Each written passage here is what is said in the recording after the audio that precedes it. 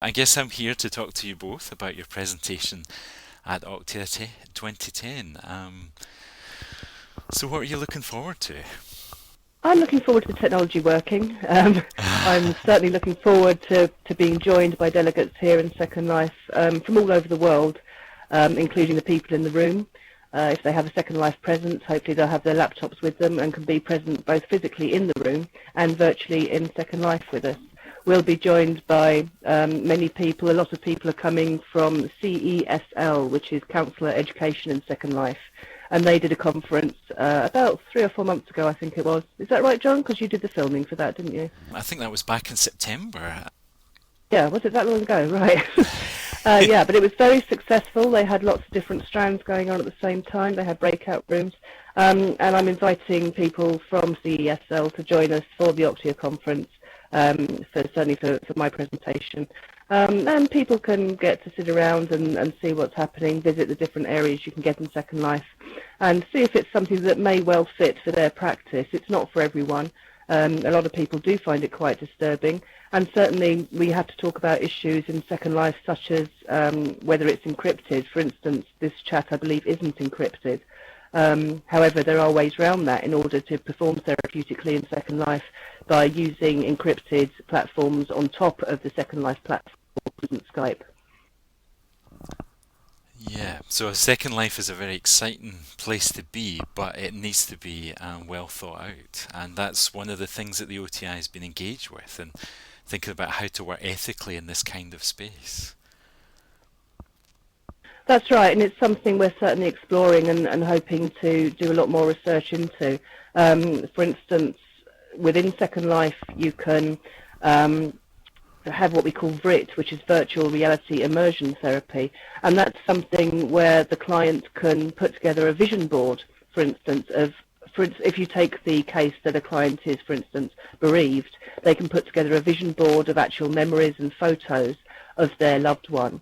And the psychologist or psychotherapist or the mental health practitioner working in Second Life can put together an avatar from those memories and recreate the person virtually, even though they are dead. I'm not suggesting that this is something that everyone needs to leap into. Certainly it needs a lot of research. Ethically it needs a lot of examination. But certainly it's a very interesting way of working so that the client who maybe had a bad ending before their loved one died can actually recreate that person and have scripts that they can interact with the person virtually and actually come to terms and gain some closure towards that bereavement being over. So there's some very, very exciting potentials in Second Life. Yeah, I think that's the thing about Second Life. There's lots of possibility in here of different things that can be done that couldn't be done outside of a virtual world. And you're also saying, well, this all needs a lot of research and thinking about as well. It does, but it's not to say that it's not an extremely exciting place to be. For example, colleagues who have clients who visit them in Second Life and have therapeutic sessions in Second Life can turn up in whatever avatar they like, depending on their frame of mind. So in many ways, that's not so dissimilar to a face-to-face relationship, in that you can tell by what the avatar is wearing, what avatar the client has chosen to wear. That means that they can actually convey to you how they are feeling. So where face-to-face you may have slumped shoulders or a very quiet voice, in Second Life you have that created virtually depending on what avatar they choose to bring to the session. And that's the sort of thing we'll be discussing on the day.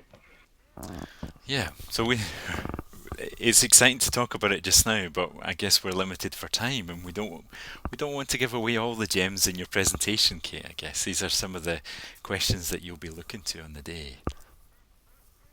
That's right, and people who are watching this interview, please do bring as many questions as you like to the day itself, and we'll be happy to open discussions about that, from people who are new to Second Life to the people who will be joining us in the room on the day, who are very experienced in Second Life, particularly clinically.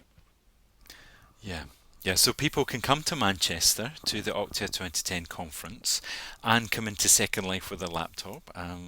Some people will be watching live on the website, and some people will actually be in here in Second Life with us. That's right, it proves to be a very, very exciting day. I'm sure it will be. So Kate, maybe I could also ask you, what you're hoping to take away from the conference? I'm hoping the delegates are going to be able to share with me some of the ways that they're using technology in their either private practice or organisations. Um, Having recently put together or finished the manuscript that's being edited by myself, Deanna, and Stephen for our new book coming out in the summer, which is about all the elements of using technology in therapeutic sessions, called The Use of Technology in Mental Health Applications, Ethics and Practice. And as I say, that will be out in the summer. And we have 30 chapters on different types of technology and how they're being applied in therapeutic session, including our own John, of course. John's done a chapter on working in Second Life for us. And I can't help feeling every time I meet a new practitioner who's been thinking about technology and who's interested in technology, that they've got some way of either using the technology that we know about or indeed something different that I can be educated about and be able to disseminate to the wider profession as a whole, and therefore sort of fulfil the Institute's mission of being able to continually disseminate information and enrich knowledge about online counselling and indeed the impact of technology in general on mental health. So I'm hoping to talk to lots of people and understand better how they're using technology in their mental health services. Yeah, that sounds really exciting, like a great opportunity for that at the conference. And Kate, as part of the OTI with Deanna, you both do a great job of getting that information that we're all learning out into the public domain, which is fantastic. Well, thank you, Kate, for that real exciting taster of what you'll be offering at OCTIA 2010.